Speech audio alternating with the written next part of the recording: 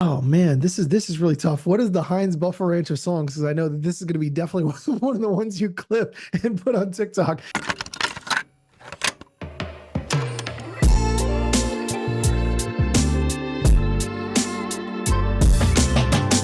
Hi, welcome to the guest list with Patrick Hicks. Today I am joined by Shane Morris, who's kind of indescribable. He is a content creator, but he also dabbles in a lot of different things, which maybe we'll talk about. Shane, thanks so much for joining me. Really, really happy to be here today, Patrick. Thank you so much for having me. A couple things I know about you. I know you have a grill. I know you have a lot of awesome tattoos. You have a history in the music business, but now you're also a defense contractor and you are like a tech guy, like a software guy. Yeah, I'll try and summarize it. I So, say yeah. that I dabble across many things.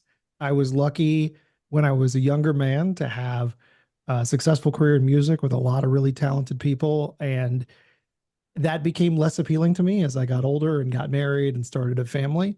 And when we moved to the Washington, D.C. area, I realized that I wanted to do something more challenging. I've always been an engineer and a programmer. And so I got involved in defense software. And now that's what I do for a day job. But, I have other side projects that are fun. So I try and, like I said, like you introduced so well, I make content on TikTok that is sometimes less than agreeable, a little weird for sure. But, I have a fun time doing it. The first videos I encountered of you, you are like quoting from books and you're obviously really, really smart. And then you have like a full grill in while you're educating people on like the Second Amendment. And I was like, who is this guy? I've got to follow him. And you're a very interesting guy. So I'm really excited to see what your playlist is going to be like. Yeah, yeah. On the book note, and this is if anybody takes anything away from this podcast today, and I'll actually credit my dad with this. If you get curious about something, go read a book about it. You can go to a library, you can buy the book on Amazon, your local bookstore. We've got some books behind me. We got more in the living room. I love to read. If I'm not making content and I'm not doing work, generally speaking, you can find me reading. Yeah, it is kind of amazing that you have to say that these days. Like that, me growing up was always a given. Like my family had tons and tons of books. It's weird actually, when I moved, our movers complained so much about how many boxes of books we had. It's like, who has this many books these days? But both me and my wife have tons of books. Like it's important. You gotta have books. Yeah, yeah, fantastic. No, the books. I'm pro book. My wife is pro book. We read to the kids, nightly. So But hopefully they'll pick up the habit. yeah, my kids are always trying to push the amount of books that they get. How many books do you read a night? So I try and do like a 3 book limit, just because it gets time consuming after a while, and then you realize Hmm. that they're just using the books to delay going to sleep at some point, which it could be a lot worse, right? So Yes. yeah, I realize that it's a stall tactic. So I let them each pick out a book, and then I'll pick one, Yeah. and then Hey, yeah, that way it's a solid limit, and then they're actually going to sleep. that is exactly our method too. Yeah. So you live in the DC area now. Where did you grow up? And all over the place, really. So Atlanta, Georgia. When my parents divorced, I ended up in Asheville, North Carolina for a while. So a cool experience, a very different experience in the late 90s. Asheville is a very different city in the late 90s than it is today. I was in the Bay Area for a while in high school. And then in my young adult life, I ended up going between Oregon and Nashville and Texas and South Florida. So work took me a lot of different places, and I was lucky for that. If I had to pick, like the place that I will always call home that feels like home to me, it's always going to be Atlanta, Georgia. That was where my roots were. I think when you're a kid growing up in a place, that's really where you attach yourself. And I also went back in my young adult life, and I was there for about 3 years. So I got to experience it as a kid, and going back in my mid 20s, which was probably the best way to live in Atlanta, arguably, to live downtown and enjoy it. So yeah, I will still claim Atlanta. I'm a Die Easy Braves fan, and so Atlanta's always going to be my heart. So do you have a song that reminds you of your childhood? Yeah, yeah. So I thought about how I might answer some of these questions. The song that I think defines childhood for me was really a lot of like the stuff my dad was listening to, and Yeah. so Collective Soul Shine from their first album. Um, I'm trying to remember the name of it. It was the one with the interesting clown on the cover. Um, Things Left Unsaid or something, whatever, hints, allegations, things left unsaid. Oh Anyway, yeah, yeah, that sounds right. but it was such an interesting sound, and I feel like it sounded like the alternative rock, that grunge rock of the era, but it brought this southernness to it because they were an Atlanta band, and so there was a local radio station called 99X in Atlanta, and I remember Axel was one of the hosts there, and so Axel always made a point of it to try and play local alternative Atlanta bands, and because Collective Soul was the local, grunge band slash whatever they were, grunge alternative. It was an interesting kind of turning point in the mid 90s. But I remember, my dad had the CD. And so I would listen to it because I could go to my dad's CD collection and listen to anything. And I always remember Shine being the opening track. And it just set the tone for the entire album. I still to this day think that their first album and their second album that was self-titled was one of the greatest two-album alternative rock runs where you're like, whoa, this is just a lot of really good songs that were well constructed. So I'm always a really big Collective Soul fan. I think I'm still a Collective Soul fan to this day. I was blue skying about them about the other day. So yeah, I will still listen to Collective Soul records when I'm working. Absolutely. Yeah, no, they're great. I didn't realize that they were an Atlanta band. I want to say I they're grew up in, Marietta, Georgia. So I mean, Atlanta, Marietta, yeah, the suburb. Yeah, yeah. yeah. I mean, they felt like a very, national band. They were huge for me in California. They were one of those bands where, yeah, they were a little bit post-grunge. They were in that kind of transitional period between grunge and post-grunge.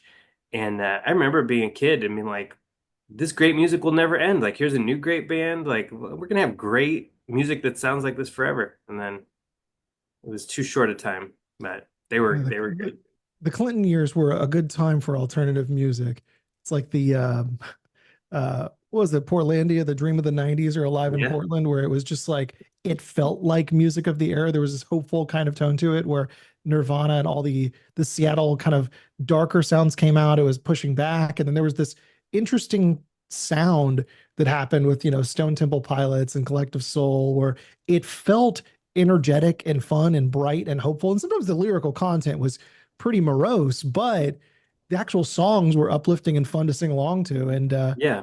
yeah, I still look at like 90s, mid 90s alternative rock as one of my big sweet spots for where I tend to go to when I just want to feel comfortable hanging out on the patio. All right. Do you have a song that stands out to you from a concert experience? I wouldn't say there was a particular song from a concert experience, but I would say there was a concert that I think really just stands out in general. And it was in August of 2001. It was the Eric Clapton Reptile Tour.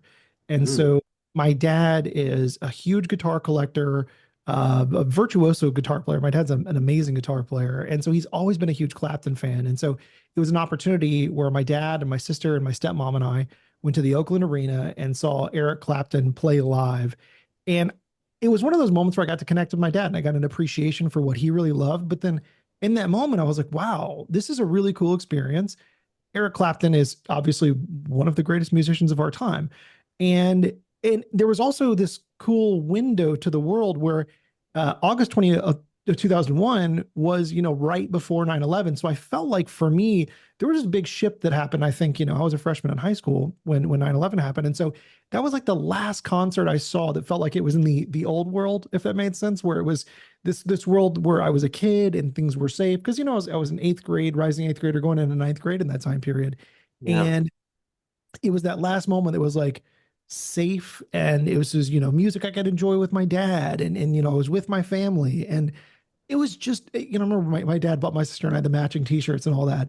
It was such a cool concert where I felt like I remember leaving that concert thinking, man, my life could never be cooler. I just saw Eric Clapton. So yeah, that concert experience for me, August of 2001, Yeah. uh, yeah, probably my second favorite concert. Maybe we'll get to that later, but I think it's my second favorite concert I've ever attended from a musical experience. Did you ever play any instruments?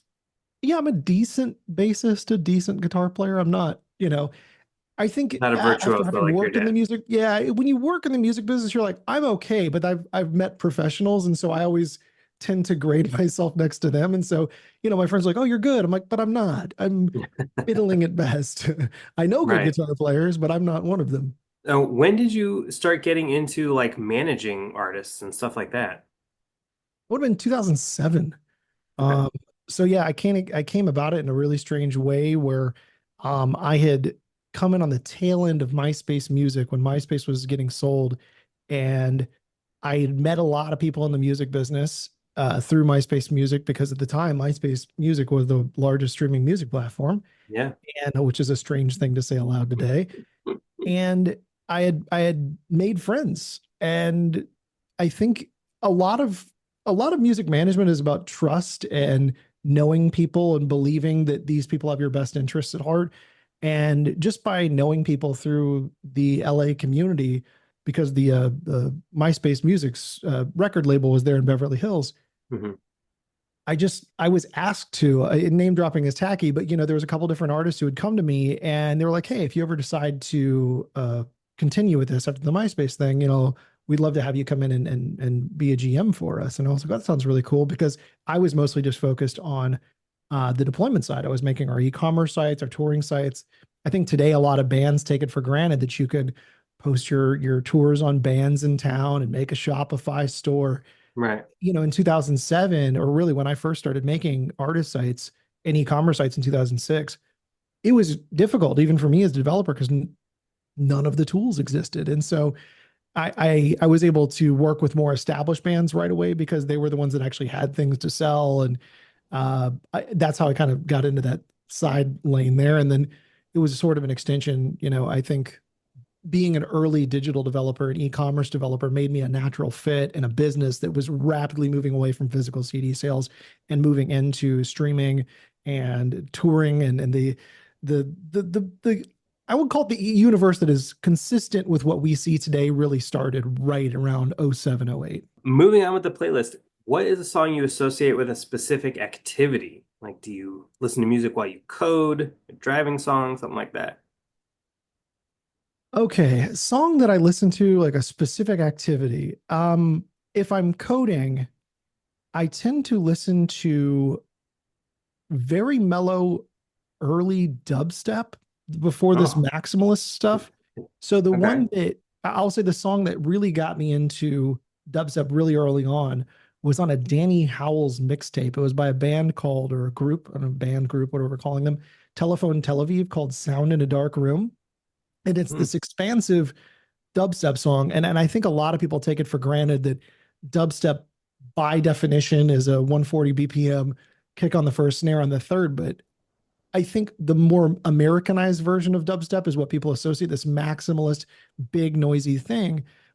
And people forget that dubstep started as this derivative of dub and reggae, and it was very minimalist. And so there was a lot of Yeah. sound. And yeah, Telephone Tel Aviv, Sound in the Dark Room is one of those really ethereal, light, easy to focus to songs where it's cool and it helps me. I believe it helps me focus, but I also just like the expansiveness of it. Where sometimes I feel like artists try and do too much with instrumentation and they forget to leave space for the instruments to breathe, so to speak.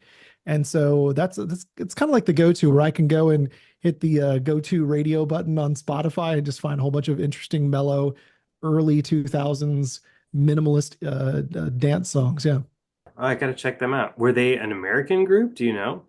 I have no idea. I know almost nothing about some of these groups where I can, I know it's probably one of my favorite minimalist electronic songs ever. I know next to nothing about the group. I don't know their members. I just know that their music is fantastic. And Yeah. they've got a whole catalog. I'm sure I've clicked on their stuff a couple of times and I've always like, hey, these guys tend to make good songs, but I know next to nothing about them. Sometimes that's better. It's a little like old school. We'll leave it a Give it the mystery. mystery, man. I don't need Yeah. to see the entire album art and liner notes. I don't want to read it all. I just appreciate it. What is a song that makes you emotional? Ooh, okay. So there's one song that will always get me, and I'll probably get emotional talking about it. A guy that I worked with in the music industry, his name was Will Edwards. He lost his life a little over a year ago. And I was in my kitchen and I was going through a Samia phase, actually Samia, Samia, Samia, wonderful indie alternative pop artist. And so I was listening to one of her new songs. My buddy Max called me and he told me that the Will had gotten shot, random act of violence, really, really sad thing. And you Yeah. have this moment where you're just kind of like, wait, this doesn't seem real. He was my old roommate and he was a dude I knew really well. And so he was on the other side of the country in LA. And I remember when Max called me, he told me the whole thing, and I was like just trying to process, like, yeah, I gotta hang up, man. I'm, let me just kind of take a breather here. I remember hanging up, and then the next song, because I was in my kitchen like doing dishes or cooking or whatever I do, the next song in my playlist was a song called Kill Her Freak Out by Samia. And it's this really beautiful but also haunting song. And it had really nothing to do, I mean, it doesn't have anything to do with death, and it's got this kind of talky kind of track to it, but it sounds like a very sad song and its composition. And so I will always associate listening to that song in the very moment after I found out Will died. And so it's a difficult song for me to go back to, even though at the time it was one of those songs that I had on repeat because I loved it. But now like I have a hard time listening to it because I always associate it with this very emotional and dramatic event. Yeah. Shout out to Samia for making an amazing song that I also don't like listening to for some self-evident reasons. Yeah.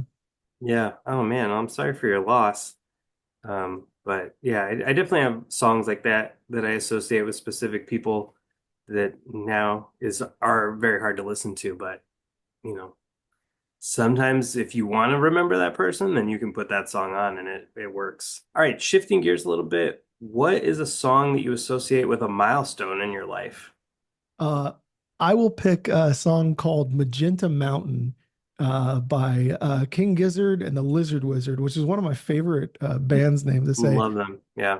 Yeah, I had just bought our dream home, which I'm sitting in now. So my wife and I closed June of last year, and I loved everything in the house, but the interior color. So the couple we bought it from, they took incredible care of the house, but some aesthetic choices I wouldn't have made. And the entire interior of the home is what I can only call old people brown, right? Like they just chose this color that just did not do it for me. And so I got a couple of quotes to, get a painter come in and paint the whole house. And it was 15, $20,000. I'm like, dude, how hard can Oh this my be? It's paint. gosh. Yeah. And so I decided to do it myself. And for those of you who don't know, King Gizzard and Lizard Wizard, their albums are like cyclical, where you can like listen to them in a loop, and they tend to fill themselves. But Magenta Mountain was one of those songs that I always like just loved listening to, because if you ever have to do a repetitive task, um, King Gizzard and Lizard Wizard does really well with constructing albums that will get you through a task like painting your entire home. Because I was working a full workday, so I would work my defense job from 8 to 5, and then I would drive the 3 miles it was from our old house to our new house, and then I would work from like 5:30 until 2:30 in the morning, painting, and then I'd sleep for 4 hours and get up and do this. And it took me about a month to paint this dang house. So do I regret it? No, because I felt like I took ownership of the home and it made it more ours. And I'm glad that I put in the labor to do it. And the other thing is, if I would have done it the other way, I would have had to admit to my wife that I was wrong and I couldn't do it myself. So once I started, I was fully committed. I had to do it, but my shoulders were on fire for like a solid 2 weeks after I painted the house. And King Gizzard is great for stuff like that too, because you would never get bored. If you don't like one genre, you put on another album, it's a totally different genre. They have enough albums where you could listen forever. All right, what is a song with some of your favorite lyrics? Okay. One of my favorite songs that I think has the best lyrical flow to it is a song called She Never Seen by Mac Dre. Mac Dre was a Bay Area artist, tragically died in his prime. But every single time, I put on Mac Dre, I always think about, it was a hot night in August, like that whole intro is lyrically hilarious because, he talks about, hitting the store to get some OJ to shroom with, right? And so for those of you, because I've never ever done this, I've just heard from friends that when you want to enhance the effect of psilocybin mushrooms, you would use OJ to kind of lift that experience up. So he has this entire lyrical story he goes through, and She Never Seen, and that was really a lot of Mac Dre's style. He was very much a storyteller, where we're listening to a song and it was catchy and his wordplay was fun, but it's like a sing-songy thing, and you feel like when Mac Dre was rapping, he had a smile on his face when he was doing it. And for me, whenever I'm listening to Mac Dre, that's happy music for me. That's a song that I can listen to where I'm like, all right, now I'm in my vibe, I'm in my zone. That's the kind of thing. Or if I'm driving around, It's a nice summer day. I got the windows down. I absolutely blasted Mac Dre. It probably doesn't play well in my neighborhood, but I absolutely love being that ignorant guy, from the Bay Area, Yeah. bumping Mac Dre. So when did you get into hip hop? Going from Collective Soul to Eric Clapton to I kind of know you as like a hip hop guy and managing hip hop artists. When did that happen? I will credit really early on, my uncle in Atlanta was always into rap music. Mhm. He was a car guy, so I always remember my uncle Larry as having like just some slammed Volkswagen with like 415s in the trunk. And he was a guy that when you're a kid you kind of look up to the adults in your life, and he was always the dude that was playing the rap music. And I remember, you could, and still to this day he does SPL competitions in his cars, but you could feel the bass in these cars. I mean, they would shake you and rattle you. When you're 5, 6, 7 years old, my mom would lose her mind because she would make me wear ear protection to even get in his car. But I just thought that, especially in the early 90s, I remember like 91, 92, 93, when it was very much more that boom bap style. As we're getting into gangster rap in the early 90s, I thought it was just a really interesting style of music. And I remember getting to the Bay Area when I was in eighth grade. It was an interesting time to be a fan of early rap because this was before I think rap got more homogenous. Regions Mm. really had their own sound. The Bay had their Yeah. sound, Houston had their sound, Atlanta did. And being a young man in the Bay Area, being able to listen to Too Short and Mac Dre Yeah. and Andre Nicotina, Mac Mall. E40. Yeah, E40 water. Yeah. Yeah, and So much good stuff. everybody had their own style. But the cool part was the Bay Area had a sound. Like I could play an instrumental and I'm like, oh, that's a Bay Area style bass line. That's Yeah. the way the Bay Area drum sound. So I absolutely loved rap in the Bay Area. And I can really credit artists like Mac Dre and Andre Nicotina that really got me interested in those interesting niches where I realized you didn't have to play to this like radio nationwide audience. You could just make something for your community, and that's usually what I listen to today. I listen to a lot of Nicotine and a lot of Mac Dre. Nothing about you is surprising to me at this point, but what is a song you think people might be surprised that you love? I'm actually I'll bring up Blonde Shell, which Oh, I is love them. Or yeah. her. So I don't know if it's a, it's a girl, yeah. So it's a single yeah. person. I've been following her since she used to call herself Baum, Baum. Um, and the song is called Docket. It's a Blonde Shell and Bully.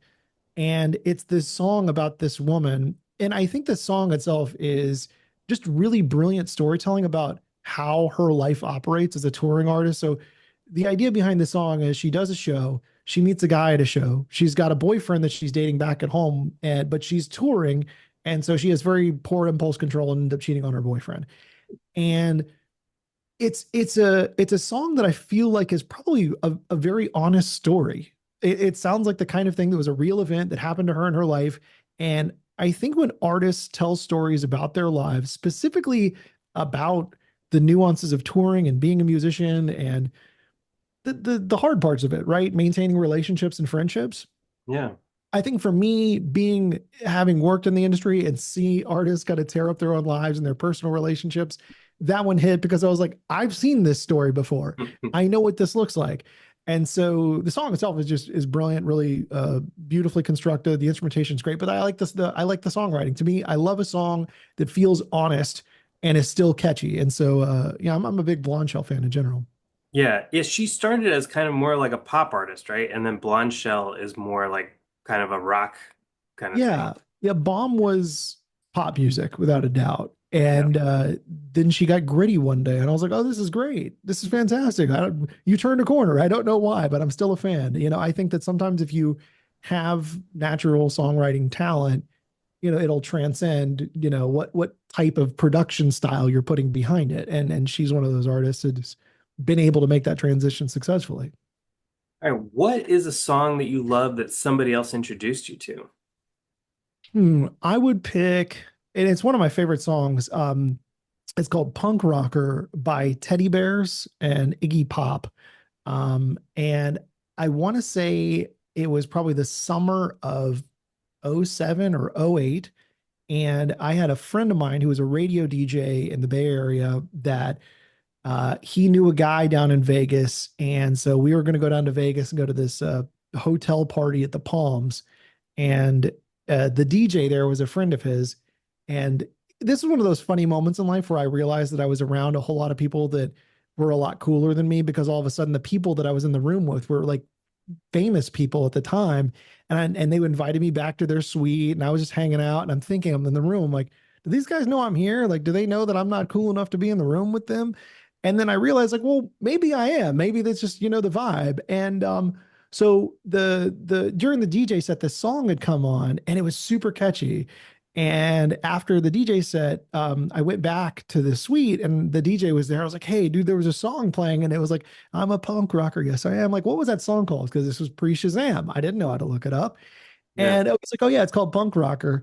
And anyway, shout out to the DJ. He passed away many years ago. His name was DJ AM. But AM used to do this regular pool party at the Palms, and so after that, he ended up inviting me back a few times to the pool party, because it was like one of those invite only things where you had to like know somebody to even get the invite. And I always felt like I wasn't cool enough to be there. And then one day I turned the corner, I'm like, yeah, I belong here. I can do this. I can hang out with the cool DJ crowd. So yeah, Punk Rocker, and it's still a song that I will put on, usually in my car. It's a very upbeat song, and it's got a cool, just kind of rock and roll sound to it. I really big fan of Teddy Bears, the band in general, but the song Punk Rocker is the song that I will always credit Adam introducing me to, and really how he was a tastemaker in his own time. So many songs that I listened to from that time period came off of his mixes and mixtapes he was putting out. So shout out to AM, RIP AM.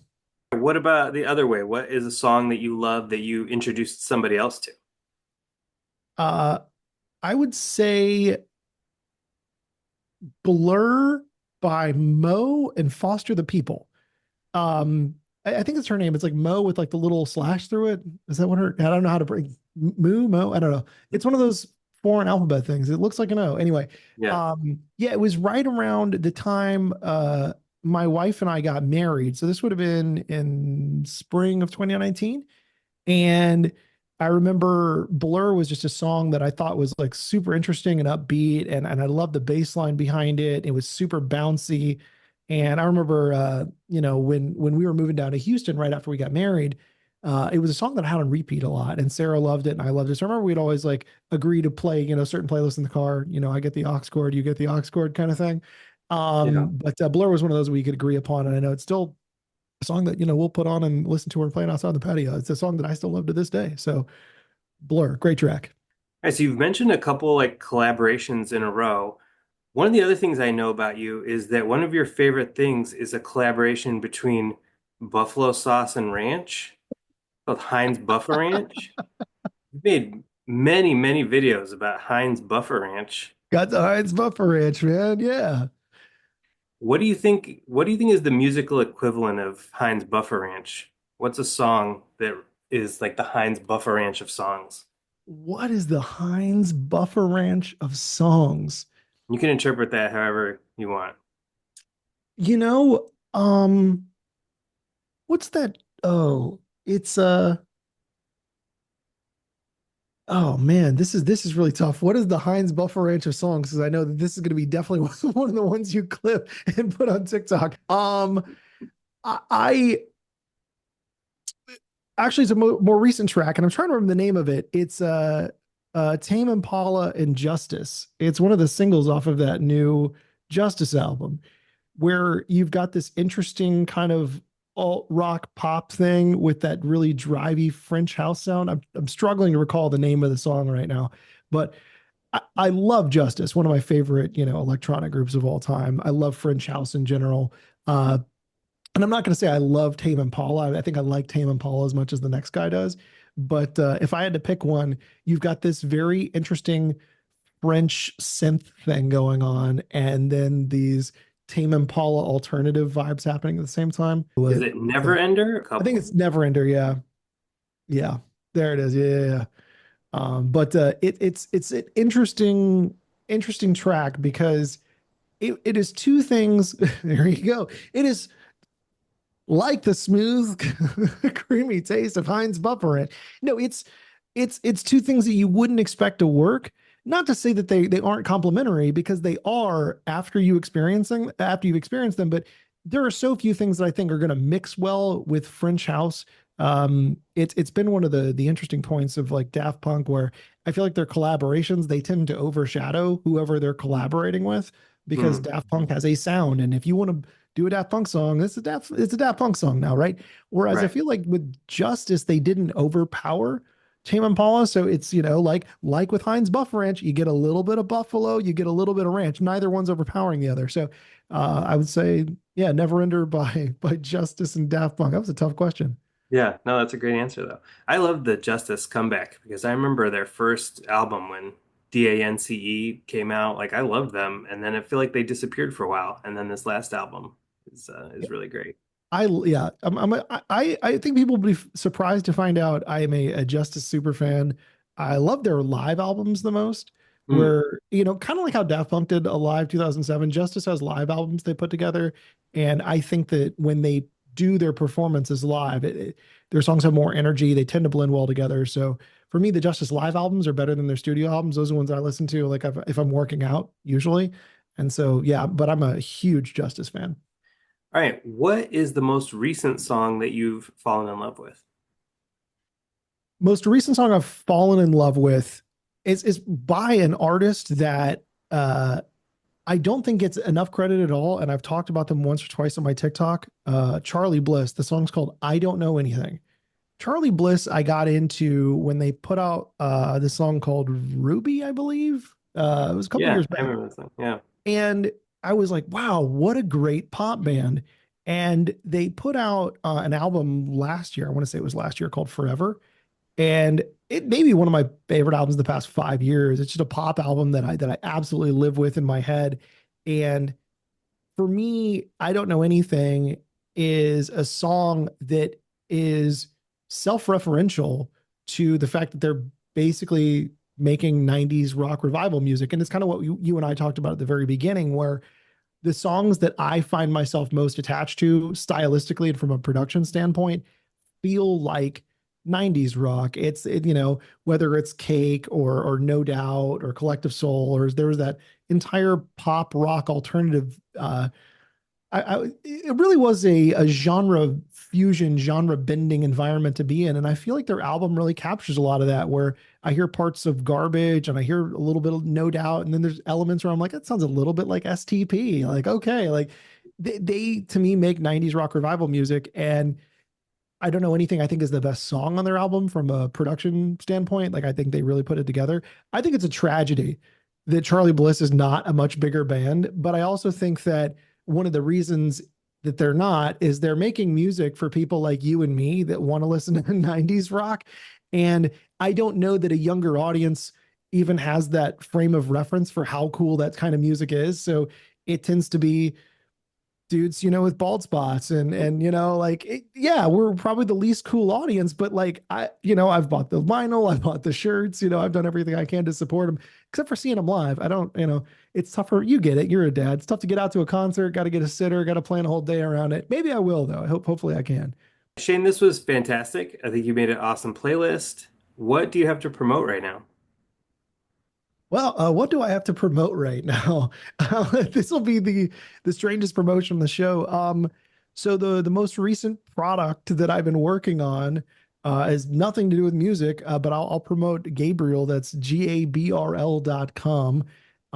It is an end-to-end quantum secure cybersecurity product that was made in part with yours and my tax dollars through grants from the NSA and Department of Defense.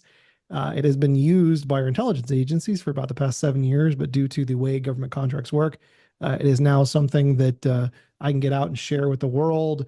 And so for the past 2 weeks, I've been working on getting deployments done for end-to-end single plane of control quantum security for devices and cell phone towers and water networks. Strange to like pivot from, hey, here's some cool music to, did you guys know I'm doing quantum secure and security? All right, cool.